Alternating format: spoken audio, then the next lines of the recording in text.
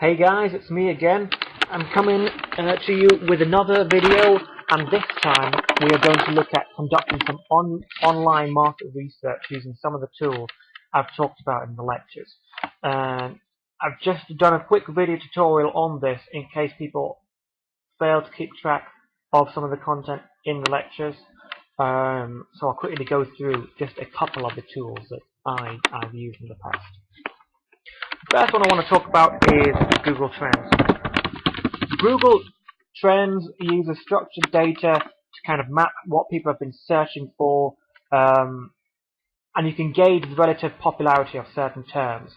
I.e., say you're a developer and you want to earn some money by developing your own WordPress themes. Well, first of all, you want to say, well, is that a viable market? How is WordPress doing in terms of popularity? Is it gaining users? Is it becoming more popular, less popular, or is it stagnating? Ideally, you want it to be getting more popular, popularity to be increasing, more searches, or at least stay the same. Here you can see, look, it's on the up and up, steady increase, but this is great. You know, it doesn't seem to be any drastic changes in terms of seasonal demand. It seems to be going on the up and up. So, in that sense, developing WordPress themes might not be a bad idea. But there are other alternatives to WordPress. For example, we have Joomla. Different type of theme. Not suited for our purposes, but it's just another platform, and we want to kind of gauge which one would be better. Okay, might be Joomla. I might have got that wrong.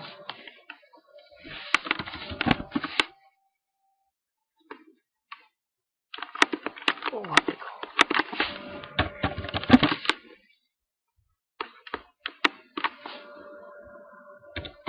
Joomla? Right, okay, Joomla. Sorry, my mistake. We've got, so Joomla doesn't exist, we've got Joomla. I don't use it personally. WordPress for our purposes is a lot better off, but here you see it is pretty much bombing over time. It's taking a beating, right? Okay, if you've got a choice between Joomla or WordPress, I would advise going for WordPress based on this data alone. So you can use Google Trends to make some comparisons, compare markets. If you have a good idea but you don't know what market to go for, this might be a good place to start. Okay. The second way to scope out a market is by using Facebook. Facebook, if you if you click on the top right-hand corner, it's got an advertise button, and using this, you can gauge your market size in order to kind of demonstrate there's adequate demand.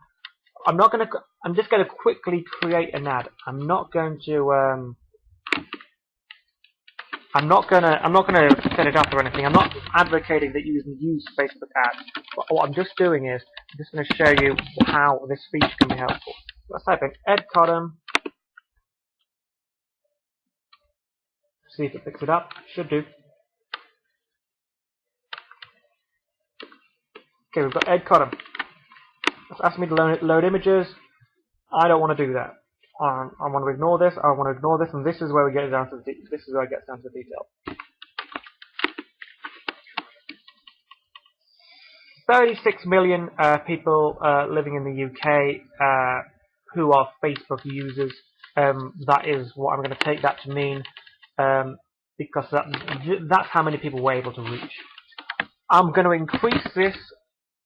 I often deal with software businesses. That's what I look into. That's what I'm interested in. So oftentimes, I go for the big three English language countries or areas. So I'll hit these. So we've got what, 248,000. Bear in mind, you guys will just probably be thinking United Kingdom, maybe even Northeast specific. Just depending on preference, you can actually go as deep in as Newcastle. Now, who do I think is going to be buying my product? Well, I generally look at professionals, so I would look at generally 25-year-olds to, I'm going to say 25 to 45-year-olds. Let's be a bit general. I don't care if they're male or female, but I would like to target lawyers. And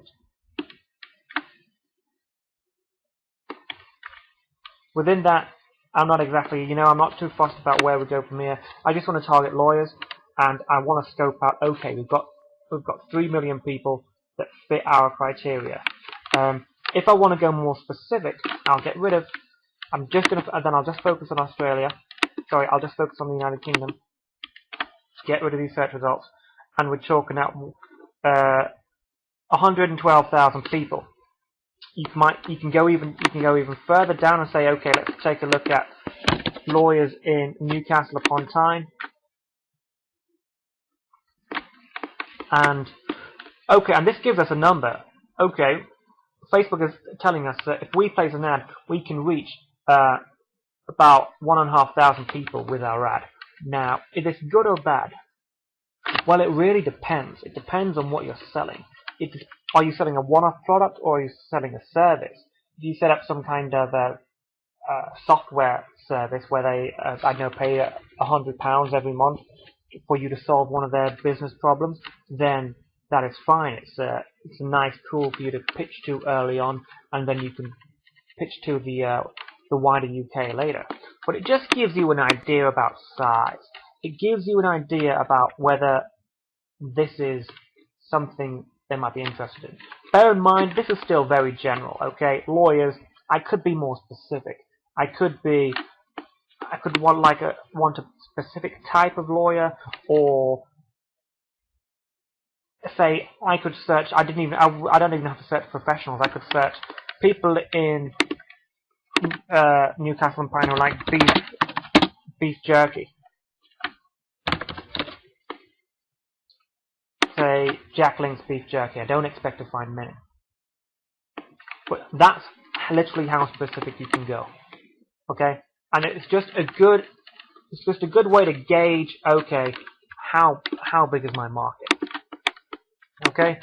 Another thing is what I like is people per hour.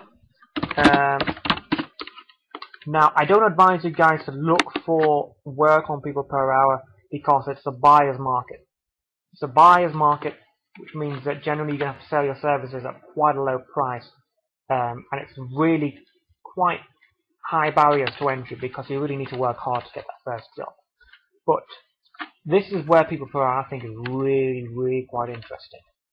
I want to I want to sell services, and I want to look at. You want to look at what jobs people are currently offering. This is structured data. This is what the market is currently willing to pay for. What are they willing to pay for? If you were going to set up an agency from scratch, well, I'd say design and web development would be a good place to start. And you can dig down within these, and you can find out, okay, what kind of designs are they looking at? Infographics are quite popular at the minute, so within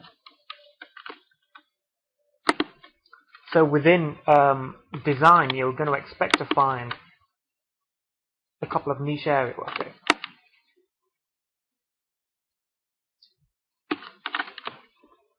Thought I could break this down further, but I'm sure you can break this down further. You can definitely do it. I've definitely done it before. I'm not sure if the slide is playing up. If I show me more. Right, okay, this is just getting annoying. But you can actually search through these. They do become a lot more specific. I don't know if the slide is playing up at the minute. But you can say, okay, if you're going to go into freelance work, if you're going to do a service, if you're going to offer a service, then web development and design is a good place to start. Another good one is Amazon. If you look at the bestsellers list on Amazon, what is currently trending, what is currently popular, that is another great way. The last one, the final one I'm going to show you is actually accessed through our Northumbria page. So through the uni's through the uni's website, and if we go to library resources, we're going to check out the FAME database. Now, I've actually only started using this pretty recently for some of my PhD work, but it's actually really quite helpful. If you go on to A to Z list of databases, and we are looking for the FAME database. So let's click FAME, and you will need to be asked to enter in your username and password, but once you get past that stage, you should have no difficulty. This is perfect for two reasons. First of all, it allows you to scope out an industry. So let's do a very, very quick example here. I'm gonna search for specific companies. If it's gonna load up for me. Come on.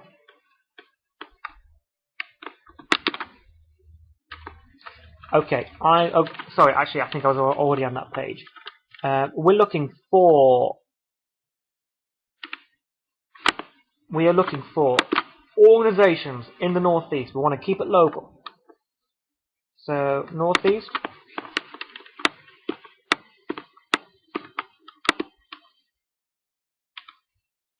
Great. How many do we have?